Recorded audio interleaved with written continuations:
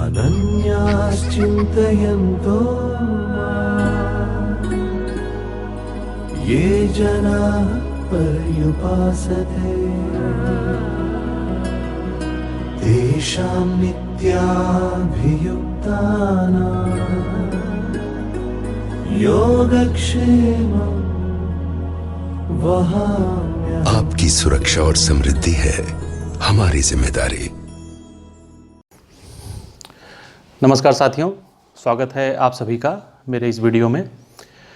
IC38 के हम लोग 3 वीडियो बना चुके हैं और ये वीडियो आने में थोड़ा सा डिले हुआ, उसके लिए मैं आप सभी से क्षमा चाहता हूँ। दोस्तों, मैक्सिमम चीज़ें हम लोग अब तक कवर कर चुके हैं। ये आप मानिए कि लगभग 60% हम लोगों ने कवर कर लिया है 3 वीडियो में। और इस वीडियो में हम प्रयास करेंगे कि आपको कम से कम 2 या 3 नंबर इस वीडियो के माध्यम से आपको मिले। और इसके बाद एक वीडियो और आएगा और इसके बाद हम कुछ क्वेश्चंस एक लास्ट वीडियो में डालेंगे। यानी टोटल अभी आपको इस वीडियो के साथ साथ 2 वीडियो और मिलेंगे, यानी टोटल 3 वीडियो अभी आएंगे इस वीडियो को लेकर। तो आज के वीडियो में हम शुरू करते हैं IC38 पे जो हमारे टॉपिक्स बचे हुए हैं। जैसे सबसे पहले मैंने लिखा है दस्तावेज। देखिए, दस्तावेज में कई सारी चीज़ों को हमने लिया है, यानी पॉलिसी सेलिंग से पहले भी क्या दस्तावेज होते हैं, पॉलिसी सेल करने के बाद क्या दस्तावेज होते हैं, उन सारी चीज़ों पे हम बात करेंगे। एक नंबर के सवाल कभी कभी इन चीज़ों पे आ जाते हैं। तो शुरू करते हैं दोस्तों। सबसे पहले हमने लिखा है विवरण पुस्तिका या प्रोस्पेक्ट्स। प्रोस्पेक्ट्स क्या है, आप सभी जानते हैं। हम कोई भी चीज़ लेने जाते हैं, कोई बड़ी चीज़ खरीदने जाते हैं, तो उसके पहले हमें उसका प्रोस्पेक्ट मिलता है। यानी उस प्रोस्पेक्ट्स में उस प्रोडक्ट की खूबियाँ क्या हैं, ये सारी चीज़ों को दिखाया जाता है। तो हमारे बीमा एक प्रोडक्ट के रूप में जब हम इसकी बात करें तो इसमें हम देखते हैं कि इसका जो प्रोस्पेक्ट है हमें उस पॉलिसी के बारे में बताता है।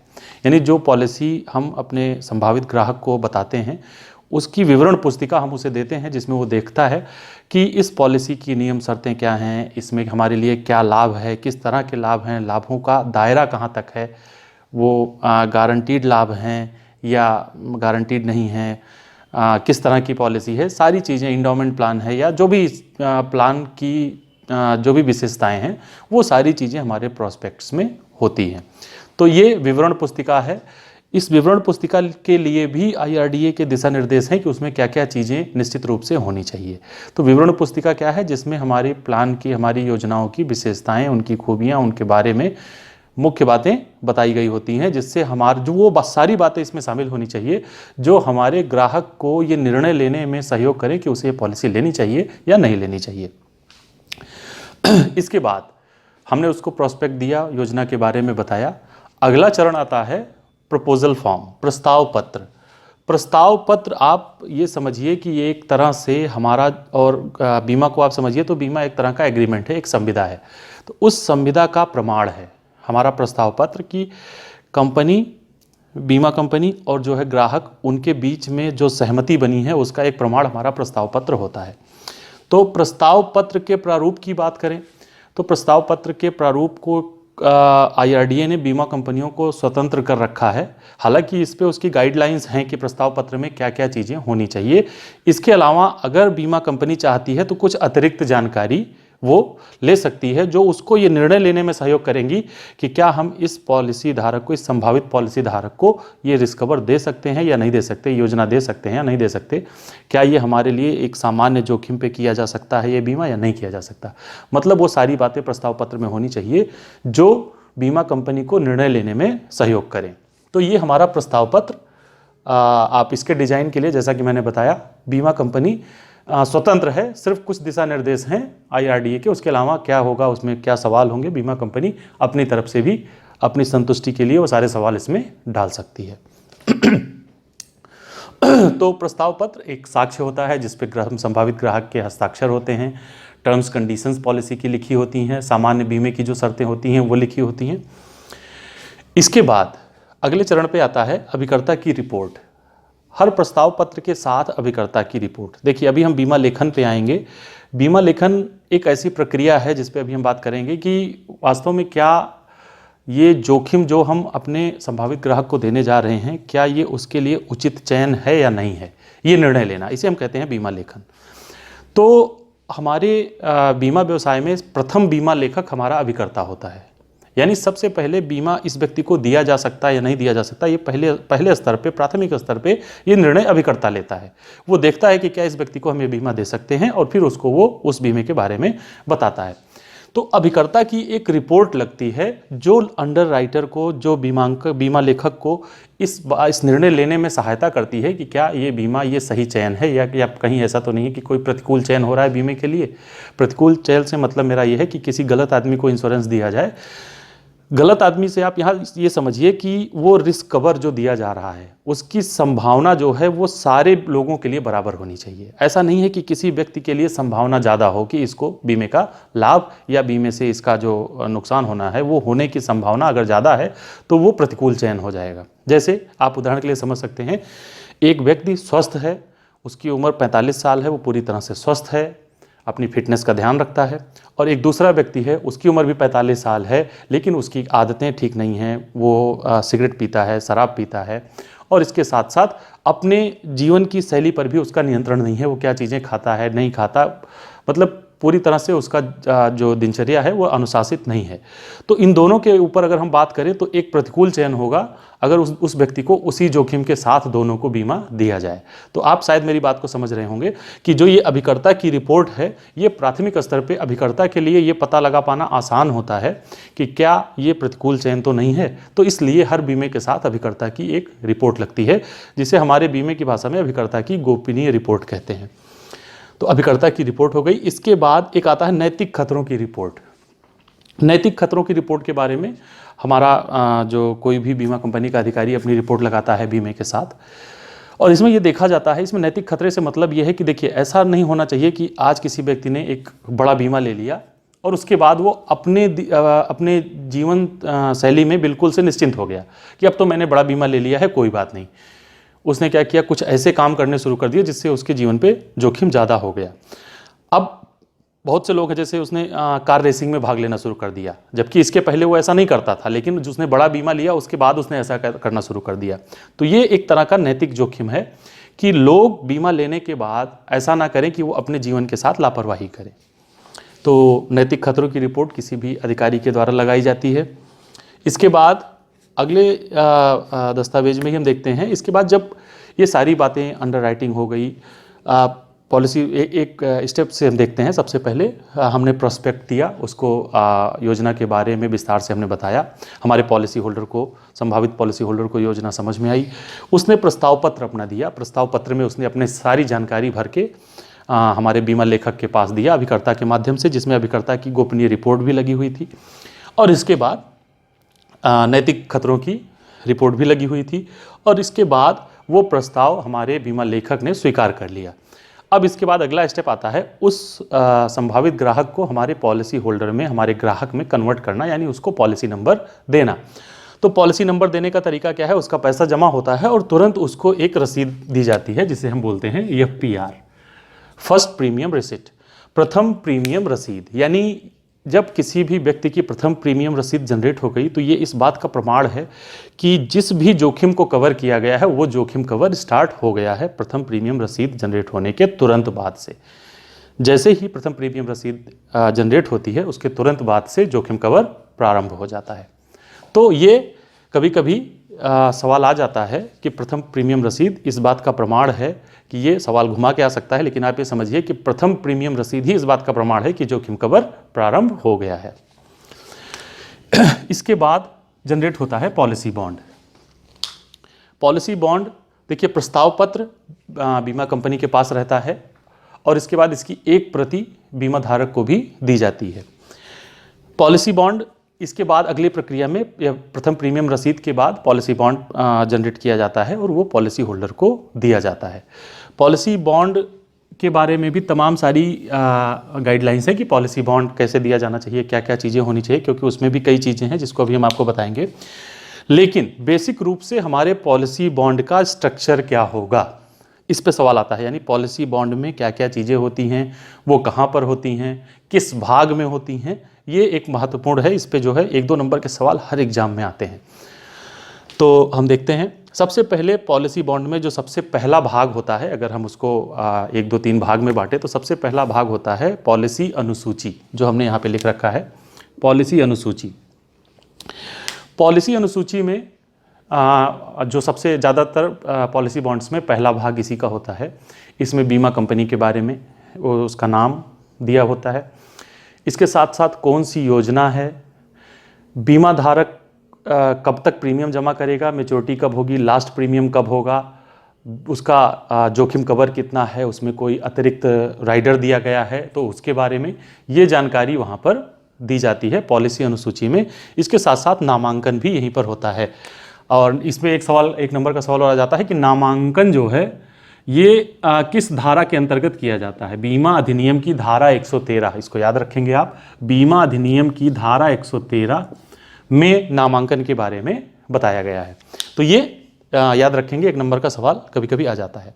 तो ये मुख्य रूप से हमारी अनुसूची, पॉलिसी अनुसूची की बात है। पॉलिसी अनुसूची में बीमा कंपनी का नाम, कौन सी योजना दी गई है, कितने समय तक उसको प्रीमियम भुगतान करना है, अंतिम प्रीमियम भुगतान की तिथि क्या है, पॉलिसी की मैच्योरिटी कब होगी, नामांकन कौन, नॉमिनी कौन है उसमें, पॉलिसी धारक का नाम, पॉलिसी धारक की जन्म तिथि, ये सारी चीज़ें हमारे अनुसूची में दर्ज होती हैं। इसके बाद दो चीज़ें आती हैं, मानक प्रावधान और विशिष्ट प्रावधान। मानक प्रावधान लिखने में थोड़ा सा गड़बड़ हो गया है। मानक प्रावधान वो होते हैं जो लगभग सभी बीमा पॉलिसियों के लिए कॉमन होते हैं। कुछ चीज़ें ऐसी होती हैं जो सारी बीमा पॉलिसियों पे लागू होती हैं। तो मानक प्रावधान में वो नियम और शर्तें, वो बीमा के सामान्य शर्तें, उसमें उनकी व्याख्या की गई रहती है, उनके बारे में बताया जाता है, जो ज़्यादातर सभी बॉन्ड पे एक तरह से होते हैं। सभी, कोई भी प्लान हो, लगभग वो सारी चीज़ें उसमें कॉमन होती हैं। तो वो पॉलिसी के मानक प्रावधान हो गए। इसके बाद होते हैं विशिष्ट प्रावधान। विशिष्ट प्रावधान किसी विशेष पॉलिसी में, हर पॉलिसी में अलग अलग होते हैं, जो स्पेशली उसी पॉलिसी के लिए होते हैं जो उस ग्राहक को दी गई है। तो वो विशिष्ट प्रावधान वाले कॉलम में चले जाते हैं। यानी अभी तक हमने जो देखा, पॉलिसी बॉन्ड के 3 भाग हमने देखा। पहला भाग हो गया अनुसूची, अनुसूची के बाद मानक प्रावधान, और मानक प्रावधान के बाद विशिष्ट प्रावधान। तो मानक प्रावधान ऐसे प्रावधान हैं जो सभी बीमा पॉलिसियों में कॉमन होते हैं, और विशिष्ट प्रावधान ऐसे हैं जो पॉलिसी विशेष के लिए होते हैं, जो केवल उस पॉलिसी के लिए होते हैं। इसके बाद आता है पृष्ठांकन। पॉलिसी बॉन्ड में कुछ जगह सादी छोड़ दी जाती है, ब्लैंक छोड़ दी जाती है। देखिए, पहले तो आप ये जान लीजिए कि पृष्ठांकन होता क्या है। एक नंबर का सवाल ये भी आ जाता है, पृष्ठांकन या इंडोर्समेंट।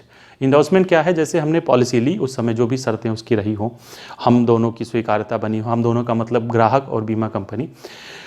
बीमा कंपनी कुछ चीज़ों के बदलाव की भी इजाज़त देती है, जो समय के साथ आवश्यकता पड़ने पर उसमें बदलाव किए जा सकते हैं। जैसे एक छोटा सा उदाहरण ले लीजिए, नामांकन को ही बदला जा सकता है।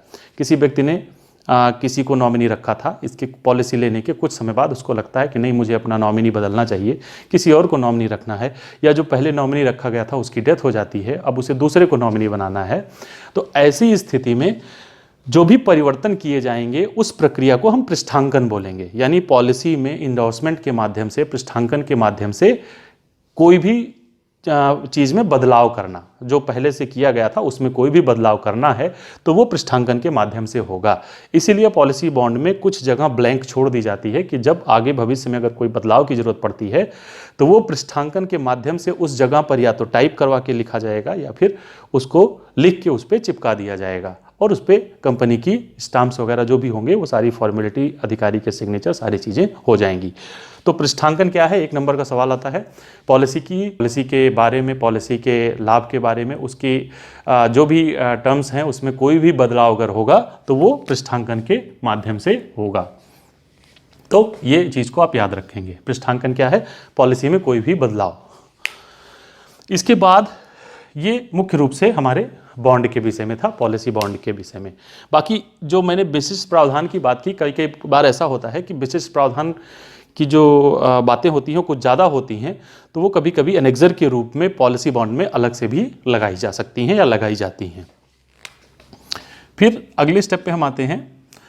पॉलिसी में एक चीज़ और, एक सुविधा और मिलती है, समनुदेशन, असाइनमेंट। असाइनमेंट क्या है? असाइनमेंट या समनुदेशन आप समझ सकते हैं कि संपत्ति का किसी को अंतरण कर देना, संपत्ति का अंतरण कर देना, यानी जो है ट्रांसफ़र कर देना, कुछ समय के लिए, हमेशा के लिए, अलग अलग तरीके से हो सकता है। तो हमारी पॉलिसी एक तरह से प्रॉपर्टी हमारी है, हमारी संपत्ति के जैसा कार्य कर रही है, और उसकी जो भी वैल्यू है उस वैल्यू के बराबर हम LIC से लोन ले सकते हैं, और इसके साथ साथ हम और भी कहीं उसको एक लिक्विड मनी के रूप में, गारंटी के रूप में करके हम वहाँ से लोन ले सकते हैं। तो उस समय हमें क्या करना पड़ता है, जिससे हम लोन लेते हैं वहाँ पर पॉलिसी को असाइन करना पड़ता है। असाइनमेंट की अगर हम बात करें तो बीमा अधिनियम की धारा 38 में असाइनमेंट के बारे में बताया गया है। तो असाइनमेंट जो है, आप साधारण भाषा में समझें तो किसी चीज़ को गिरवी रख देना। तो पॉलिसी को हम दो तरीके से असाइनमेंट हो सकता है, एक सशर्त यानी कंडीशन के साथ कंडीशनल असाइनमेंट, और दूसरा हो सकता है कंप्लीट असाइनमेंट या पूर्ण असाइनमेंट, संपूर्ण असाइनमेंट। तो कंप्लीट असाइनमेंट और सशर्त असाइनमेंट में क्या डिफरेंस है, देखिए, हम अपने पॉलिसी के अधिकार को किसी को ट्रांसफ़र करते हैं, लेकिन उसमें एक कंडीशन ये रहती है कि अगर वो शर्तों के साथ जिसको हम कहते हैं कंडीशनल असाइनमेंट किया गया है, तो उसमें क्या होता है कि अगर पॉलिसी में डेथ क्लेम या मैच्योरिटी होती है, यानी पॉलिसी होल्डर की मृत्यु हो जाती है, या फिर उसका पॉलिसी पूरी हो जाती है, तो वो स्वतः उसके अधिकार पॉलिसी होल्डर में वापस हो जाएंगे। अधिकार का मतलब मेरा समझिए, पॉलिसी में क्या है, पॉलिसी में हमारा जो उसकी आर्थिक वैल्यू बन रही है उसको लेने का एक तरह से मुख्य रूप से यही अधिकार है। तो ये अधिकार जो है, अगर हमने पॉलिसी को असाइन कर दिया किसी को, तो ये अधिकार हमारा ट्रांसफ़र हो जाता है। लेकिन अगर हम सशर्त असाइनमेंट की बात करें, कंडीशनल असाइनमेंट की बात करें, तो इसमें क्या होता है, जो हमारे पॉलिसी के अधिकार हैं वो ट्रांसफ़र तो होते हैं, लेकिन उन पे दो कंडीशंस में वो लागू नहीं होते। अगर पॉलिसी पूरी हो गई या पॉलिसी होल्डर की मृत्यु हो गई, तो जिसको भी पॉलिसी असाइन हुई है उसका अधिकार उस पर नहीं रहेगा, यानी पॉलिसी होल्डर के जीवित रहते ही उसका अधिकार रहेगा, नहीं तो पॉलिसी के सारे अधिकार नॉमिनी के रहेंगे, या जिसको भी पॉलिसी होल्डर ने नॉमिनी बनाया है उसके अधिकार ही रहेंगे मृत्यु और परिपक्वता के स्थिति में। यानी अगर पॉलिसी होल्डर की मृत्यु हो गई तो नॉमिनी का अधिकार रहेगा, और पॉलिसी पूरी हो गई तो पॉलिसी होल्डर का अधिकार रहेगा उस पर। जिसको असाइन हुआ है उसका कोई अधिकार नहीं रहेगा। ये बात हो रही है सशर्त असाइनमेंट की। अब हम बात करते हैं पूर्ण यानी कंप्लीट असाइनमेंट की। अगर किसी ने पॉलिसी को कंप्लीट असाइन कर दिया तो हर स्थिति में पॉलिसी के अधिकार ट्रांसफ़र हो जाते हैं जिसको पॉलिसी असाइन की गई है। जो पॉलिसी को असाइन कर रहा है यानी पॉलिसी होल्डर, वो समनुदेशक होता है, और जिसको असाइन की जा रही है वो समनुदेशित ही होता है। ठीक है। इसके बाद डुप्लीकेट पॉलिसी बॉन्ड की बात करें। देखिए, हमारा पॉलिसी बॉन्ड एक प्रमाण है, एक साक्ष्य है। अगर हमारा पॉलिसी बॉन्ड खो जाता है तो इसमें कोई बहुत परेशान होने की बात नहीं। हालांकि ये एक ज़रूरी दस्तावेज है, इसको जिम्मेदारी के साथ आपको रखना चाहिए, इसका दुरुपयोग भी हो सकता है। लेकिन अगर किसी व्यक्ति का किसी परिस्थितियों में पॉलिसी बॉन्ड खो जाता है तो उसके लिए डुप्लीकेट पॉलिसी बॉन्ड जारी करने की भी प्रक्रिया होती है। उसको दोबारा से पॉलिसी बॉन्ड दिया जा सकता है उन्हीं शर्तों के साथ। उसकी एक प्रक्रिया है, वो प्रक्रिया करने के बाद। इसके साथ साथ बीमा कंपनी पॉलिसी में कुछ बदलाव की भी इजाज़त देती है कि समय के साथ अगर आपको आवश्यकता महसूस हो और बीमा कंपनी उस बदलाव की इजाज़त देती है तो आप उस बदलाव को कर सकते हैं। जैसे हम पॉलिसी का बीमा धन कम करवा सकते हैं। हमें लगता है कि अब हमने बड़ा बीमा ले लिया, हम उसको नहीं चला सकते, तो हम सम एश्योर्ड को कम करवा सकते हैं।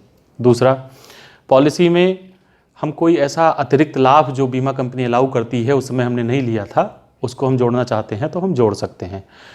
पॉलिसी के नाम में परिवर्तन, जन्म तिथि में परिवर्तन, इन सारी चीज़ों को अलाउ किया जा सकता है। लेकिन हर चीज़ की एक अलग प्रक्रिया है, क्योंकि ये चीज़ें इतनी सामान्य नहीं है कि किसी ने बोला कि मेरा नाम बदल गया और मेरी जन्म तिथि बदल गई और उसको तुरंत बदल दिया जाए, ऐसा नहीं है।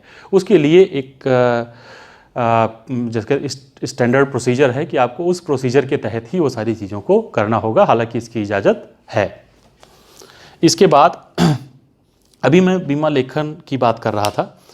तो बीमा लेखन क्या है? बीमा लेखन वो प्रक्रिया है कि जब कोई प्रस्ताव पत्र बीमा कंपनी के पास आता है तो बीमा कंपनी को इस बात का निर्णय लेना कि क्या इसको बीमा दिया जा सकता है या नहीं। ऐसा तो नहीं है कि कोई प्रतिकूल चयन हो रहा है। और प्रतिकूल चयन के बारे में मैंने अभी आपको बताया कि किसी ऐसे आदमी का बीमा गलती से कर देना जो उस रिस्क की संभावना उसके लिए बाकी सबकी अपेक्षा ज़्यादा हो। जैसे एक समान प्रीमियम के साथ बीमा कर देना एक आदमी का जो स्वस्थ है पूरी तरह से और सुबह जो है 9 बजे से लेकर शाम को 5 बजे तक ऑफिस में काम करता है, उसके साथ साथ एक ट्रक ड्राइवर का बीमा करना उसी उम्र का, दोनों को एक साथ एक प्रीमियम पे बीमा कर देना, तो ये कहीं ना कहीं एक प्रतिकूल चयन कहा जाएगा अगर दोनों को बराबर चीज़ों के साथ किया जाता है।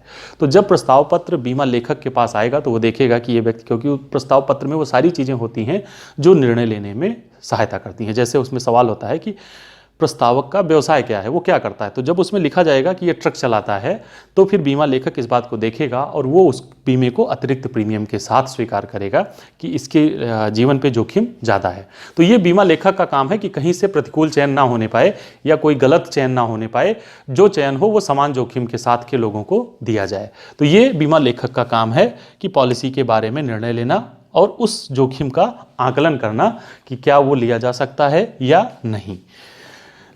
तो देखिए, बीमा लेखक के पास आता है, या तो वो प्रस्ताव को स्वीकार कर सकता है, उसको अतिरिक्त प्रीमियम के साथ स्वीकार कर सकता है, उसको अस्वीकार कर सकता है कि नहीं, हमें आपको बीमा नहीं देना है, आप इस जोखिम के में सहभागिता नहीं ले सकते क्योंकि आपकी लाइफ पे जोखिम ज़्यादा है। तो ऐसी परिस्थितियों में वो अस्वीकार भी कर सकता है, स्वीकार कर सकता है, अस्वीकार कर सकता है, अतिरिक्त प्रीमियम के साथ भी उसको स्वीकार कर सकता है। अगर पॉलिसी अतिरिक्त प्रीमियम के लिए वो बताएगा और अगर संभावित पॉलिसी होल्डर की सहमति होगी तो अतिरिक्त प्रीमियम के साथ भी स्वीकार किया जा सकता है। इसके साथ साथ एक महत्वपूर्ण चीज़ है जिस पे सवाल आता है, ग्रहणाधिकार, या जिसको हम अंग्रेजी में बोलते हैं लियन।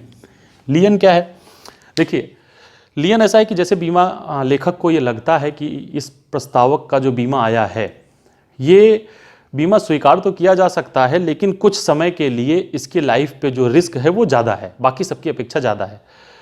तो वो क्या करेगा, या तो अस्वीकार कर देगा, रिजेक्ट कर देगा, या अतिरिक्त प्रीमियम के साथ करेगा। इन तीनों के अलावा एक विकल्प उसके पास और होता है, अगर उसको सही लगता है तो वो भी कर सकता है, उस पॉलिसी को ग्रहणाधिकार के साथ स्वीकार करना। अब ग्रहणाधिकार क्या है, लियन क्या है, कि जैसे कुछ उसमें शर्त लगा देना। शर्त लगा देना का मतलब उसने ये कह दिया कि हम आपके जोखिम को स्वीकार करते हैं, लेकिन अगर पॉलिसी लेने के फर्स्ट ईयर आपकी डेथ हो गई, पॉलिसी होल्डर की डेथ हो गई, तो हम आपको सम एश्योर्ड का केवल 80% देंगे। यानी अगर उसने 1 लाख का बीमा लिया है तो केवल 80,000 का भुगतान करेंगे। अब ये क्या हुआ, इस पॉलिसी पे ग्रहण लग गया। ग्रहण का मतलब आप समझ रहे हैं, किसी ग्रहण का मतलब उस पर ऐसा कुछ लगा दिया कि वो उसके सारे लाभ उसको नहीं मिल पाएंगे, एक लियन लगा दिया। इसके साथ साथ उसने कहा अगर सेकेंड ईयर, फर्स्ट ईयर आप पूरा कर लेते हैं, सेकेंड ईयर कोई बात हो जाती है, हमें जोखिम देना पड़ता है, तो हम 85% देंगे। यानी देखिए, पहले साल 80% ही था, दूसरे साल 5% बढ़ा दिया गया। फिर थर्ड ईयर हम 90% दे देंगे, फोर्थ ईयर 95% दे देंगे, और फिफ्थ ईयर से 100%। यानी क्या हुआ, यहां तक इस पॉलिसी पे ग्रहणाधिकार रहा। कितने वर्ष? 4 वर्ष तक। यानी उसने पॉलिसी को स्वीकार तो किया, लेकिन 4 वर्ष के लियन के साथ पॉलिसी पे 4 वर्ष का ग्रहणाधिकार लगा दिया बीमा लेखक ने। तो ये एक भी तरीका है, इस पे सवाल आता है, इसको समझ लीजिए आप। और इसमें एक विशेष समझने की बात यह है कि ग्रहणाधिकार जो है वो बराबर मात्रा में बढ़ता है। जैसे देखिए, 80 के बाद 5% बढ़ा 85, फिर 5% बढ़ा 90, फिर 5% बढ़ा 95 और फिर 5% बढ़ा। तो ऐसा नहीं होगा कि एक बार 5 बढ़े, अगली बार 10% बढ़ जाए, फिर 20, वो बराबर मात्रा में ही बढ़ेगा। और कितने वर्ष के लिए लगा? 4 वर्ष के लिए। तो ये जो है ग्रहणाधिकार की बात है, लियन की बात है, यानी शर्तों के साथ उसकी पॉलिसी को स्वीकार किया गया। इसके बाद डेथ क्लेम की थोड़ी सी बात कर लें। मृत्यु दावा, डेथ क्लेम यानी मृत्यु दावा, यानी पॉलिसी होल्डर की, प्रस्तावक की मृत्यु हो जाती है तो जाहिर सी बात है ये दावा कौन कर सकता है, या तो नामित करेगा जो नामिनी होगा, या फिर उसके उत्तराधिकारी करेंगे। तो अब हम इसमें इस परिस्थिति को मानते हैं कि किसी भी पॉलिसी होल्डर की डेथ हो गई, तो दावा कितने तरीके का हो सकता है। देखिए, दावे 2 तरह के हो सकते हैं। मृत्यु दावा की अगर बात करें, अगर पॉलिसी 3 साल पूरा कर चुकी है, यानी पॉलिसी जिस डेट से ली गई उससे उसका समय 3 साल पूरा हो चुका है, तो वो गैर शीघ्र नॉन अर्ली क्लेम में आएगी। इस कैटेगरी में उसका क्लेम प्रक्रिया होगी, यानी अलग प्रक्रिया होगी जो थोड़ी आसान होगी। आसान तो सारी प्रक्रिया है अगर हम क्लेम की बात करें, हाँ कुछ दस्तावेज फॉर्म्स क्या क्या होंगे वो बदल जाएंगे। इसके बाद अगर पॉलिसी 3 साल पूरा नहीं कर पाई है, 3 साल के अंदर ही है, अभी पॉलिसी के पहले साल में ही, दूसरे साल में ही, या 3 साल पूरा होने से 1-2 महीना पहले ही पॉलिसी होल्डर की मृत्यु हो गई, तो वो शीघ्र दावा यानी अर्ली क्लेम में आएगी। अर्ली क्लेम और नॉन अर्ली क्लेम, इसका मतलब यह है कि इन सारी चीज़ों के बावजूद भी हो सकता है चयन करने में कोई गलती हो गई हो, पॉलिसी होल्डर ने कोई बात छुपा ली हो और इस वजह से ये रिस्क घट गया हो। तो इसलिए क्या करते हैं, उसमें थोड़ी सी जांच होती है, इंक्वायरी होती है, उसके बाद पेमेंट किया जाता है।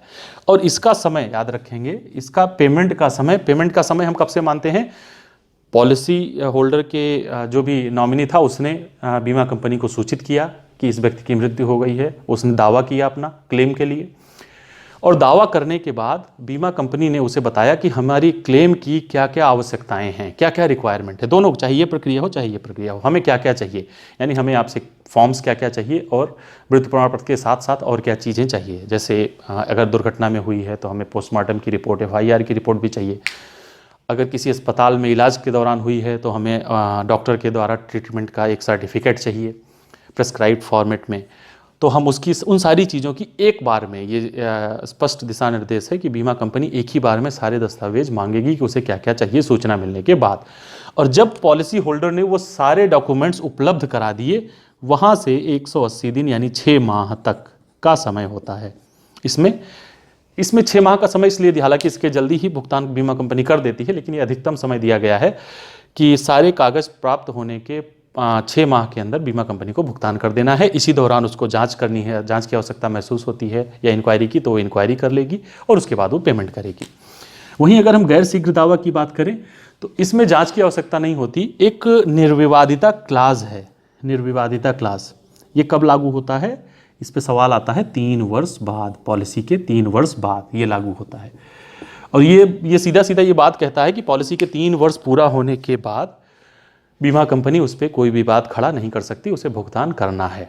ये निर्विवादिता क्लाज है, ये 1 नंबर का सवाल आता है। तो आज अगर आप देखेंगे तो लगभग 3 से 4 सवाल तो आउट हैं। ग्रहण अधिकार, निर्विवादिता क्लाज, पॉलिसी अनुसूची में से 1 सवाल जरूर आता है, प्रथम प्रीमियम रसीद आ जाता है। तो 3 से 4 सवाल आपको यहाँ से मिल रहे हैं, इनको बिल्कुल ध्यान से पढ़ें।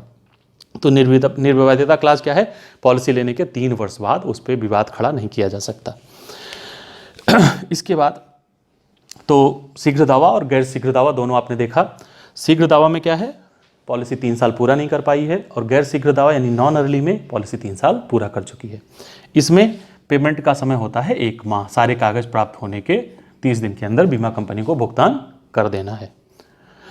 इसके बाद इसी में आता है, अगर पॉलिसी होल्डर, हमारा संभावित पॉलिसी होल्डर, उसकी डेड बॉडी नहीं रिकवर हुई, कोई ऐसी परिस्थितियों में वो नदी में डूब गया, आज तक उसकी डेड बॉडी नहीं मिली, या वो घर से चला गया, लोग कह रहे हैं कि उसकी डेथ हो गई लेकिन उसका कुछ पता नहीं चल पा रहा है, तो ऐसी स्थिति में देखिए सामान्य जो हमारे कानूनी नियम है उसमें क्या होता है कि 7 वर्ष तक उस व्यक्ति को जीवित माना जाता है। वही नियम हमारे यहाँ भी लागू होगा, क्योंकि हमारे पेमेंट की बेसिक रिक्वायरमेंट है डेथ सर्टिफिकेट। तो वो व्यक्ति डेथ सर्टिफिकेट ही नहीं बनवा पाएगा 7 वर्ष तक। हालांकि इसमें नियम ये भी है कि 7 वर्ष तक उसके प्रीमियम्स कंटिन्यू होने चाहिए, और उसके बाद जब उसका डेथ सर्टिफिकेट कोर्ट से या जहाँ से बनेगा, हम उसके बाद उसको पेमेंट उसके नॉमिनी को कर पाएंगे।